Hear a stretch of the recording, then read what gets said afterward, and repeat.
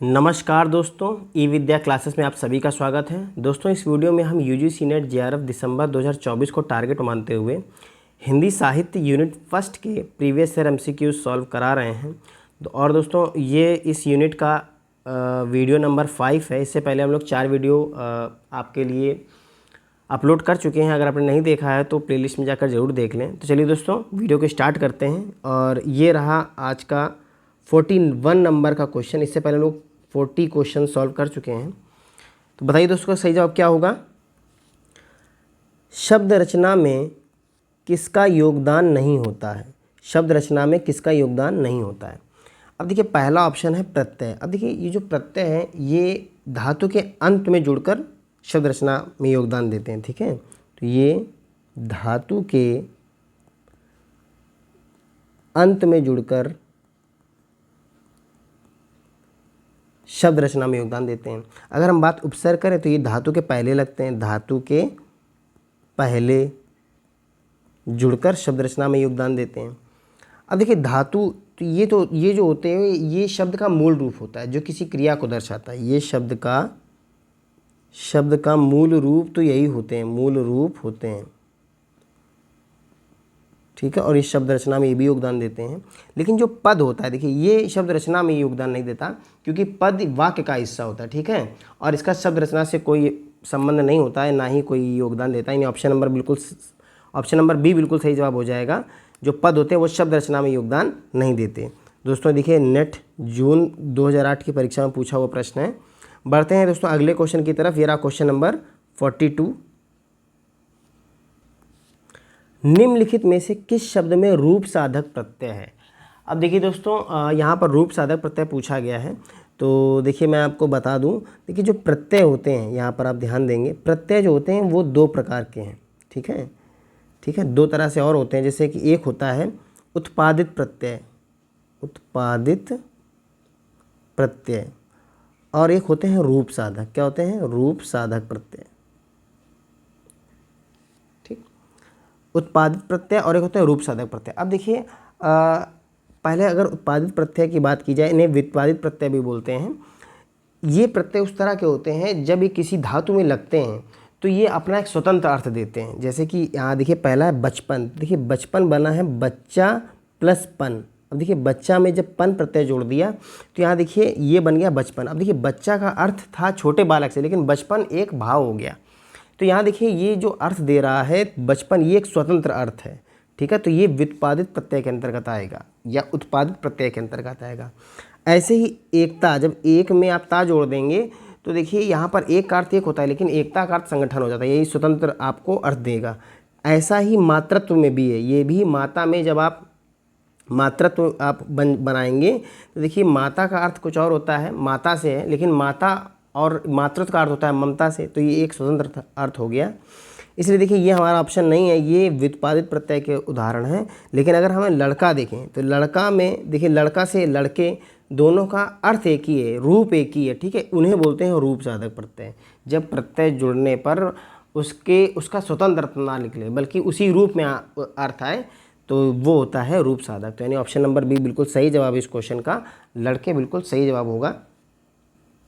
बढ़ते हैं अगले क्वेश्चन की तरफ। ये रहा दोस्तों क्वेश्चन नंबर 43। बताइए इसका सही जवाब क्या होगा। पंक्तियों को उनकी भाषा के साथ सुमेलित कीजिए। अब देखिए, पंक्तियां आपको दी हुई हैं और आपको बताना है किस भाषा में है। बताइए दोस्तों। अब देखिए, पहला है जसुमति हरि पालने झुलावे। अब देखिए, ये जो पंक्ति है ये है सूरदास जी की पंक्ति। ठीक है, सूरदास जी की। और आप जानते हैं सूरदास जी अपनी रचना किस में करते थे? तो ब्रज भाषा में। तो इसका हो जाएगा ब्रज भाषा। ठीक है, ते ही अवसर एक तापस आवा, तेज पुंज लघु बयस सुहावा। ये देखिए किसकी पंक्ति है? तो ये है तुलसीदास जी की। ये रामचरितमानस की पंक्ति है। तुलसीदास जी की पंक्ति है। और ये किसमें? तुलसीदास ने अपनी अधिकतर रचनाएं किसमें की हैं? अवधी भाषा में। तो इसका क्या हो जाएगा? अवधी। ठीक है, ये अवधी हो जाएगा। अगर हम बात करें अतिरंग स्वामी सुमिली राती, बेटी राजा भोज की, तो ये देखिए रासो काव्य की पंक्तियां हैं, रासो काव्य। और आप जानते हैं रासो काव्य की भाषा कैसी है? डिंगल। क्या है? डिंगल। ठीक है, यहाँ देखिए दखन है नगीना, अंगूठी है जग, अंगूठी को हरकत नगीना है लग। अब देखिए ये किसकी है? तो ये देखिए दोस्तों, ये दक्षिणी भाषा है। कौन सी है? ये जो पंक्ति है दक्षिणी भाषा में है, दक्षिणी। अब देखिए आंसर क्या हो जाएगा, पहले का है थर्ड, तीसरा 3 और 5, 3 5 और 1 2, 3 5 1 2, क्या आंसर हो जाएगा हमारा 3 5 1 2, यानी ऑप्शन नंबर ए बिल्कुल सही जवाब हो जाएगा। 3 5 1 2 ऑप्शन नंबर ए बिल्कुल राइट आंसर है इसका। बढ़ते हैं अगले क्वेश्चन की तरफ। ये रहा दोस्तों अगला क्वेश्चन। निम्नलिखित शब्दों को उनके संधि के नाम के साथ सुमेलित कीजिए। अब देखिए पहला आपको दिया है निरोग, तो देखिए निरोग का संधि विच्छेद करिए, निधन रोग, क्या हो जाएगा निधन रोग। तो इसमें कौन संधि? विसर्ग संधि, ठीक है। ए का क्या हो जाएगा थर्ड, यानी कि पहले आएगा थर्ड। इसके बाद देखिए दीर्घाकार, तो दीर्घाकार का अगर संधि विच्छेद करेंगे दीर्घ धन आकार, दीर्घ धन आकार, इसमें कौन संधि हो जाएगी? दीर्घ संधि, ठीक है, दीर्घ संधि। देखिए आ और बड़ा आ, दीर्घा हो जाएगा दीर्घाकार, तो यानी ये हो जाएगा 1, अब इसका हो जाएगा 1। इसके बाद सदाचार, देखिए सदाचार का कैसे आप करेंगे संधि विच्छेद? सतधन आचार, सतधन आचार, सदाचार, ठीक है। इसमें ता है, देखिए ता आगे से आके दा बन गया, इसलिए हो जाएगा व्यंजन संधि, क्या हो जाएगा व्यंजन संधि, यानी कि 3 1 5। प्रत्येक का अगर संधि विच्छेद करेंगे तो हो जाएगा प्रतिधन 1, प्रतिधन 1, ठीक है। तो यहाँ पर कौन संधि हो जाएगी? जब भी आपको य व र ल के पहले कोई वर्ण आधा मिले तो वहाँ हो जाती है यण संधि, क्या हो जाएगा यण संधि, यानी 2 3 1 5 2। इसका सही जवाब क्या हो जाएगा दोस्तों? 3 1 5 2। देखते हैं यहाँ पर 3 1 5 2 ऑप्शन नंबर बी में है, 3 1 5 2, ये रहा दोस्तों 3 1 5 2। बढ़ते हैं अगले क्वेश्चन की तरफ। ये रहा दोस्तों क्वेश्चन नंबर 45। बताइए इसका सही जवाब क्या होगा। हिंदी भाषा का संबंध किससे है? अब बताइए दोस्तों हिंदी भाषा का संबंध किससे है? तो देखिए यहाँ पर पश्चिमी प्राकृत और प्राकृतीय, तो देखिए हमारे ऑप्शन नहीं हो सकते, ये तो गलत है। अब देखिए 2 ऑप्शन है, सौरसेनीय भ्रंश और अपभ्रंश। तो देखिए यहाँ पर ये जो सौरसेनीय भ्रंश है यह भ्रंश के अंतर्गत ही आता है। तो देखिए हिंदी का संबंध केवल सौरसेनीय भ्रंश से ही नहीं है, बल्कि देखिए मागधीय भ्रंश में भी आप हिंदी का संबंध है, अर्धमागधी से भी है।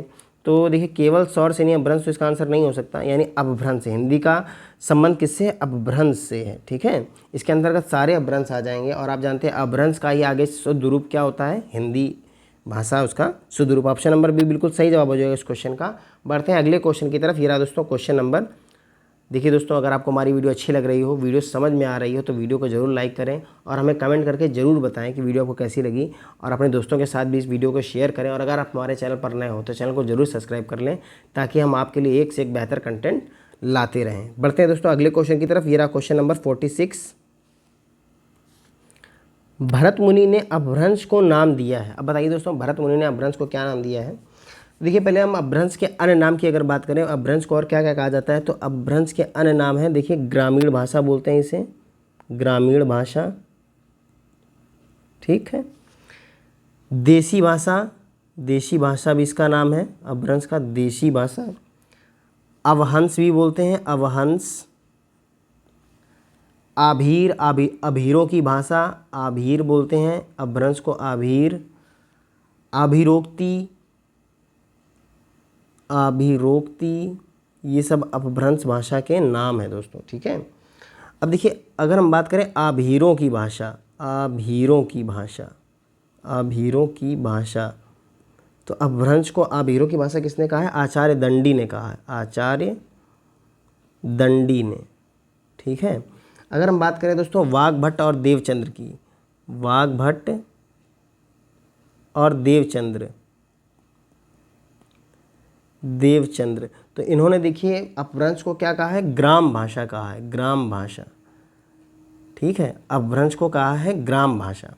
और देखिए अगर भरत मुनि की बात करें, मुनि ने अपभ्रंश को नाम दिया है, देखिए इन्होंने दिया है देश भाषा। क्या दिया है? देश भाषा, बिल्कुल सही जवाब हो जाएगा। और एक तथ्य और आप याद रखिए कि अपभ्रंश का प्रियतम छंद कौन सा होता है? अपभ्रंश का प्रियतम छंद, अपभ्रंश का प्रियतम छंद कौन सा है? प्रियतम छंद दोहा है। क्या है? दोहा। ये क्वेश्चन बहुत बार पूछा जा चुका है आपसे, तो ऑप्शन नंबर सी इसका सही जवाब होगा। बढ़ते हैं अगले क्वेश्चन की तरफ। यह है दोस्तों क्वेश्चन नंबर 47। ग्रिम नियम का संबंध किससे है? अब देखिए दोस्तों, जो ग्रिम नियम है, अगर इसकी हम विशेषताएं जानें तो ये एक ध्वन्यात्मक नियम है।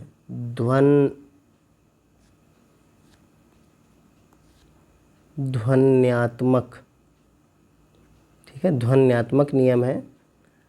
और ध्वनियों के परिवर्तन को समझाने हेतु इसका प्रयोग होता है। ध्वनियों के परिवर्तन को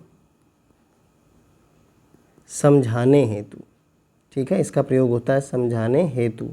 और इसके प्रतिपादक कौन है? पिछले क्वेश्चन पेपर में भी हमने लोग सॉल्व किया था। इसके प्रतिपादक कौन है? तो देखिए कौन है, याकोब ग्रिम। कौन है? याकोब ग्रिम इसके प्रतिपादक हैं। और देखिए ग्रिम नियम का संबंध किससे है? तो ये है स्वनिम विज्ञान से। किससे है? स्वनिम विज्ञान से। ऑप्शन नंबर ए बिल्कुल सही जवाब हो जाएगा। बढ़ते हैं अगले क्वेश्चन की तरफ। ये रहा दोस्तों क्वेश्चन नंबर 48। हिंदुस्तानी भाषा का रूप क्या है? अब देखिए दोस्तों, हिंदुस्तानी भाषा का रूप संस्कृतनिष्ठ नहीं है, क्योंकि हिंदुस्तान की बात करी गई है, पहले की बात नहीं। हिंदुस्तानी जब नाम पड़ा, ब्रज अवधि का मिश्रित तो नहीं है, दक्षिणी नहीं है, हिंदी उर्दू मिश्रित है। क्या है? हिंदी उर्दू मिश्रित। बढ़ते हैं अगले क्वेश्चन की तरफ। ये रहा दोस्तों 49 नंबर क्वेश्चन। बताइए इसका सही जवाब क्या होगा। निम्नलिखित में से अर्धस्वर कौन सा है? अब देखिए अर्धस्वर आपको बताने हैं। तो देखिए अर्धस्वर कौन कौन से होते हैं? देखिए या और व, ये कैसे स्वर है? हमारे अर्धस्वर हैं, ठीक है। तो यानी ऑप्शन नंबर ए बिल्कुल सही जवाब हो जाएगा। मैं दोस्तों कुछ क्वेश्चन पूछ रहा हूँ आपसे, बताइए दोस्तों। सबसे पहले बताइए अनुनासिक व्यंजन कितने हैं? अनुनासिक व्यंजन बताइए, अनुनासिक व्यंजन बताइए कितने हैं। बताइए दोस्तों हस्व स्वर कितने हैं? हस्व स्वर बताइए दोस्तों। बताइए दीर्घ स्वर कितने हैं? दीर्घ स्वर बताइए। बताइए दोस्तों मात्राओं की संख्या कितनी है? मात्राओं की संख्या, हिंदी में मात्राओं की संख्या बताइए। बताइए दोस्तों कुल व्यंजन कितने हैं? कुल व्यंजन, हिंदी में कुल व्यंजन कितने हैं? बताइए मूल व्यंजन कितने हैं? मूल व्यंजन बताइए। बताइए दोस्तों स्पर्श व्यंजन बताइए कितने हैं? स्पर्श व्यंजन। और बताइए दोस्तों अंतस्थ व्यंजन कितने हैं? अंतस्थ व्यंजन। ऊष्म व्यंजन बताइए, ऊष्म व्यंजन बताइए, ऊष्म व्यंजन कितने हैं? बताइए दोस्तों संयुक्त व्यंजन कितने हैं? संयुक्त व्यंजन, संयुक्त व्यंजन। और बताइए दोस्तों उच्छिप्त व्यंजन कितने हैं? उच्छिप्त व्यंजन बताइए। तो देखिए अब मैं आपको जवाब बताता हूँ इन सभी क्वेश्चनों के। तो अनुनासिक व्यंजन कितने हैं? 5 हैं, ठीक है। जब आप वर्ग पढ़ेंगे, का वर्ग और चा वर्ग, टा वर्ग, ये सब पढ़ेंगे, तो उनमें जो अंतिम पंचम वर्ण होता है वो आपका अनुनासिक व्यंजन होता है, ठीक है। हस्व स्वर की बात करें तो हस्व स्वर कितने होते हैं? 4। आ ई ऊ री, कौन कौन से? आ ई ऊ री। दीर्घ स्वर की बात करें तो ये 7 हैं, ठीक है। जब आप 11 स्वर में से 4 हटा देंगे हस्व स्वर तो आपको दीर्घ स्वर मिल जाएंगे। मात्राओं की संख्या हिंदी में कितनी होती है? 10 होती है, ठीक है। कुल व्यंजन की अगर बात करें तो कुल व्यंजनों की संख्या है 39। का से लेकर ज्ञा तक, का से लेकर ज्ञा तक आपको कुल व्यंजन मिल जाएंगे। मूल व्यंजन की अगर बात करें तो मूल व्यंजन कितने होते हैं? 33, ठीक है। 33 होते हैं। कितने होते हैं? 33। इसमें संयुक्त और उच्छिप्त व्यंजन को संयुक्त नहीं किया जाता, ठीक, याद रखिएगा। स्पर्श व्यंजन की बात करा जाए तो ये 25 होते हैं। ये वर्ग वाले जितने व्यंजन होते हैं वो सब स्पर्श व्यंजन के अंतर्गत आएंगे। अगर अंतस्थ व्यंजन की बात करें तो इनकी संख्या कितनी होती है? 4 होती है दोस्तों। कौन कौन सी? य व र ल, य व र ल, ये है अंतस्थ व्यंजन। उस व्यंजन की बात करें इनकी भी संख्या 4 होती है। तीनों शा और हा, ठीक है, ये है आपके ऊष्म व्यंजन। संयुक्त व्यंजन की बात करें तो इनकी भी संख्या कितनी होती है? 4। कौन कौन से? छ, त्र, ज्ञा और श, ये संयुक्त व्यंजन हमारे। उपक्षिप्त व्यंजन की बात करें तो इनकी संख्या 2 होती है, ढ और ला, ये हैं आपके उपक्षिप्त व्यंजन। तो ऑप्शन नंबर ए इसका बिल्कुल सही जवाब। बढ़ते हैं आज के अंतिम प्रश्न की ओर। यह क्वेश्चन नंबर 50। बताइए दोस्तों का सही जवाब क्या होगा। बोली का लघुत्तम रूप है, बोली का लघुत्तम रूप आपको बताना है। तो व्यक्ति बोली नहीं, उपबोली नहीं, सहायक बोली नहीं, वर्ण। क्या हो जाएगा? बोली का लघुत्तम रूप क्या है? वर्ण। ऑप्शन नंबर डी बिल्कुल सही जवाब है। दोस्तों अगर आपको हमारी वीडियो अच्छी लगी हो तो ज़रूर लाइक करिएगा, हमें कमेंट करिएगा, अपने दोस्तों के साथ वीडियो को शेयर करिएगा और हमारे चैनल को ज़रूर सब्सक्राइब कर लीजिएगा। तो मिलते हैं अगली वीडियो में, तब तक के लिए नमस्कार।